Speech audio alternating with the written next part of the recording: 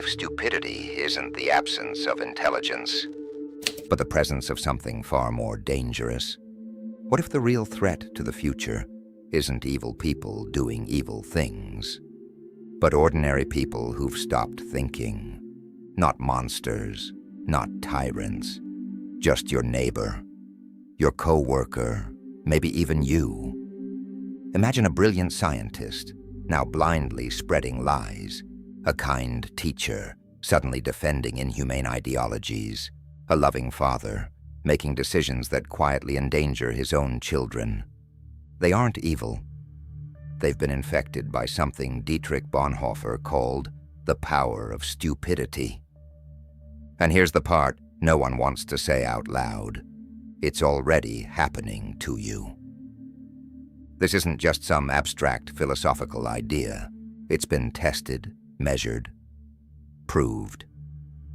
In 1961, psychologist Stanley Milgram asked normal volunteers to obey a man in a lab coat.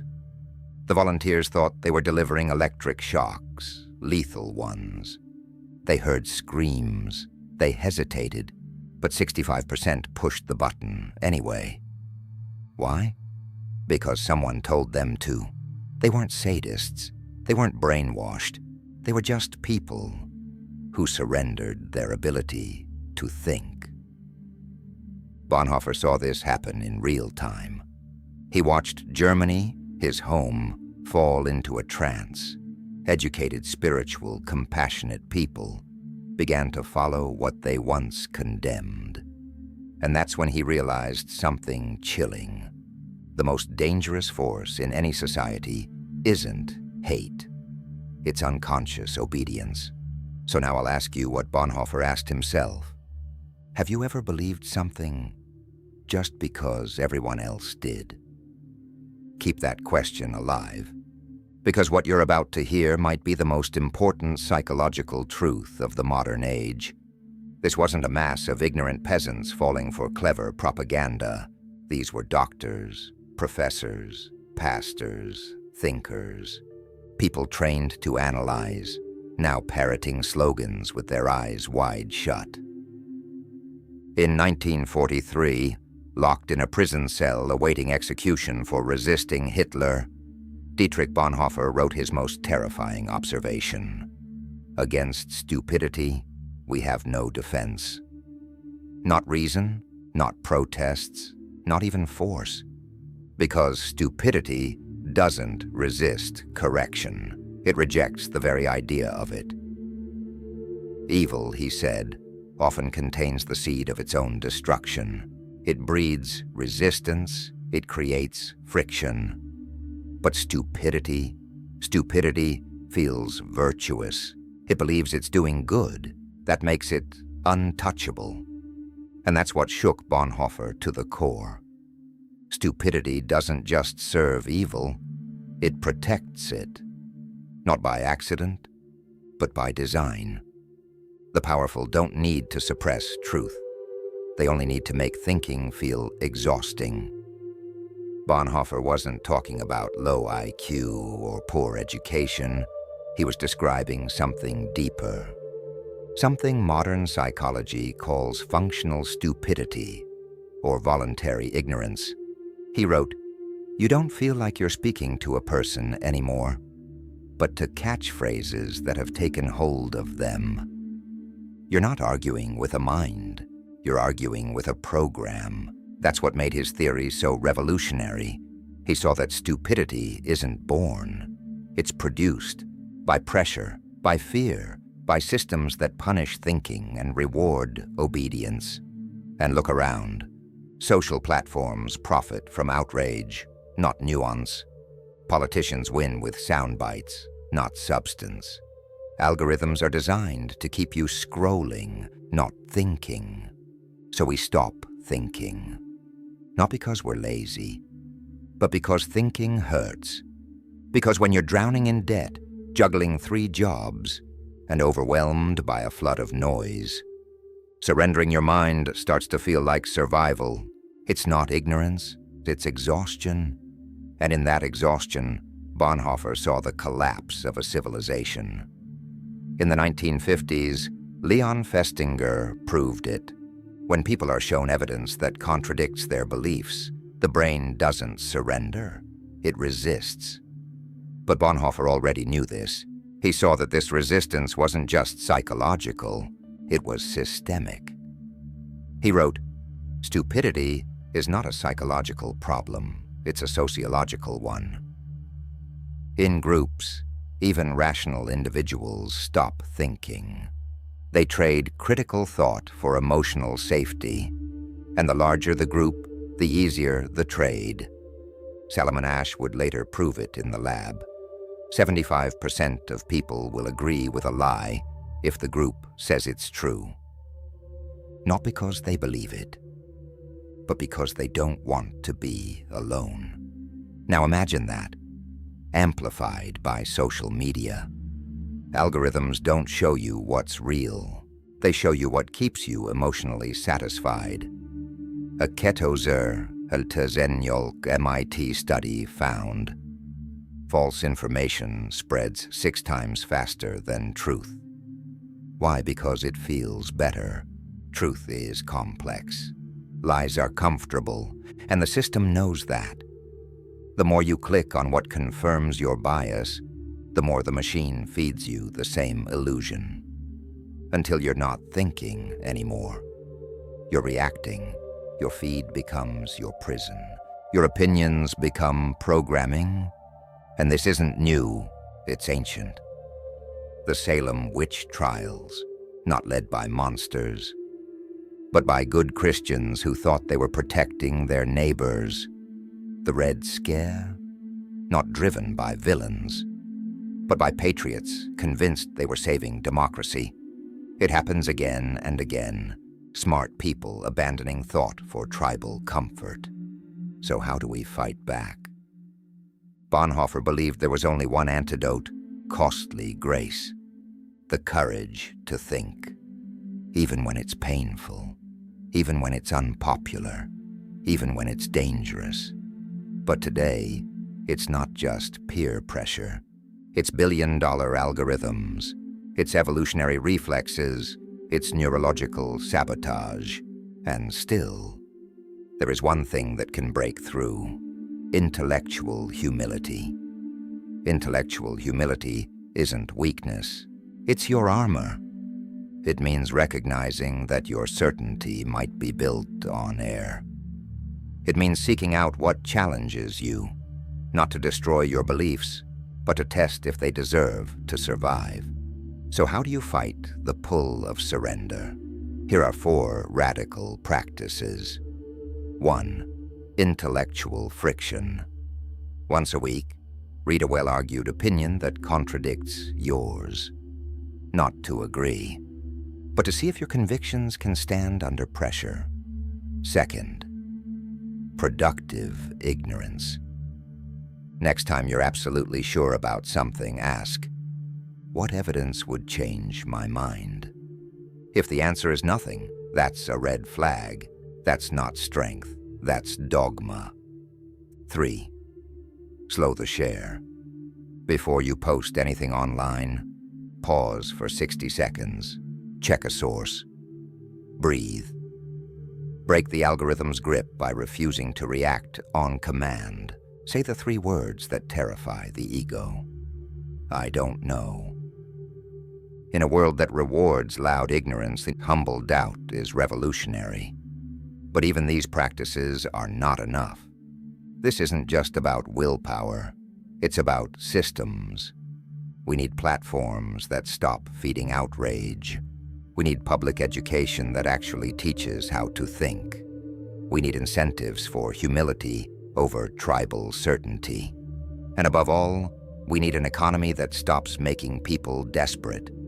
Because when you're worried about rent, food, and health care, you don't have time to think deeply about climate change, politics, or philosophy. You don't think, you react. Bonhoeffer couldn't have imagined what we face now. He saw Nazi propaganda in radio and print. But we're past that. We've entered a new age, where artificial intelligence can fabricate entire realities, where social media algorithms know exactly which psychological triggers to pull, and where the human mind is no longer just manipulated, it's engineered. And that brings us to the most terrifying part of all. The threat is no longer just historical, it's biological. It lives in the architecture of cognition itself. This isn't about Nazis or propaganda anymore. It's about the wiring of your brain. Evolution made us favor speed over accuracy, trust familiar sources over unfamiliar ones, and seek information that confirms what we already believe. These were survival shortcuts. Hesitation could mean death. But now those same instincts are being hacked. And here's the terrifying part. None of us are immune, not even the smartest, not even you. Bonhoeffer saw it before psychology confirmed it. When people feel threatened and uncertain, they become susceptible to authoritative explanations that simplify the world into comforting lies. And today, it's not just human manipulation we're facing, it's algorithmic exploitation. Artificial intelligence is now engineering your perception, analyzing every click, every pause, every flicker of emotion, and using it to shape your thinking. We saw this play out during COVID. Doctors, engineers, lawyers, people trained in logic started spreading nonsense, not because they were stupid, because they were under pressure, and under pressure, independent thought collapses. Bonhoeffer refused to collapse. He was hanged in 1945, just weeks before the war ended. His last words, according to another prisoner, were, "This is the end. For me, the beginning of life." His execution wasn't just political, it was philosophical. A man died protecting the possibility of thinking freely. Because once we lose that, Bonhoeffer said, we stop being fully human. We become puppets, whose strings are pulled by whatever force screams the loudest. And that question he left us with, who still stands? It's louder than ever. In a time where truth has a cost, where conformity is convenient, where independent thought makes you a target, who still stands? The answer won't come from more degrees or better logic. It comes from daily choices, to stay curious instead of certain, to seek truth instead of comfort, to slow down instead of react. These aren't grand acts of rebellion. They're sacred rituals in a world that's forgotten them. And the tragedy is, surrender often feels like relief. Thinking is hard. It's uncomfortable to hold complex, contradictory ideas in your mind. It's painful to admit you might be wrong about something that matters. But Bonhoeffer believed this discomfort is the price of staying fully human. In a world that profits from your surrender, choosing to think for yourself becomes an act of quiet rebellion. And this brings us to perhaps the most disturbing truth of all. No one is immune to functional stupidity. The moment you believe you are, you've already begun to succumb. The price of intellectual freedom is not strength. It's vigilance, not against external enemies, but against your own tendency to stop thinking when thinking gets hard. Bonhoeffer's theory is terrifying because it's accurate. You see it everywhere. Smart people believing obvious lies. Educated individuals making catastrophic choices. Good citizens supporting policies that go against their own values. The problem isn't a lack of intelligence. The problem is that we've created a world where intellectual shortcuts are rewarded more than careful thought. But within this diagnosis, there is real hope. If stupidity is partly chosen, it can also be refused. If it's partly systemic, systems can be redesigned. If it's a result of cognitive numbness, we can build lives that support awareness, not erode it. Think of critical thinking like physical strength. At first it's uncomfortable, but it's essential. You wouldn't run a marathon without training. You can't navigate the chaos of modern information without flexing your intellectual muscles. If you don't use them, they atrophy. So next time you feel absolutely certain about something, next time you reject counter-evidence before even hearing it, next time you feel proud to have all the answers, remember Bonhoeffer's warning. Functional stupidity doesn't arrive with a warning label. It arrives with a sense of certainty, a voice inside saying, "I already know everything I need to know." And in that moment, you have a choice. Will you surrender your mind for the comfort of certainty, or will you choose the harder path of independence? Because the question Bonhoeffer leaves us with isn't whether we're smart enough to avoid stupidity. It's whether we're brave enough to keep thinking when thinking gets inconvenient, uncomfortable, or expensive. In a world that thrives on our mental surrender, choosing to think carefully, attentively, and independently may be the most radical thing you'll ever do. So here's my challenge to you. This week, find one belief you hold tightly and spend 30 minutes honestly studying the best arguments against it. Not to torture yourself, not to paralyze yourself with doubt, but to practice the kind of intellectual courage Bonhoeffer died protecting. If your belief survives honest scrutiny, you'll hold it with even more strength. So if your belief doesn't survive, that's not a failure. That's the beginning of intellectual courage. The future of human dignity may depend on how we respond, collectively and individually, to the challenge Bonhoeffer laid before us. If this video made you question something you thought was certain, that's not a weakness. It's a sign you're still alive, inside. Share this video with someone who's not afraid to think deeply, even when it's uncomfortable. Because in a world profiting from our surrender, the act of thinking clearly is the most sacred form of resistance we still have. And here's what I want you to remember. Every time you choose curiosity over certainty, evidence over emotion, deliberate thought over quick reaction, you're not just protecting your own mind.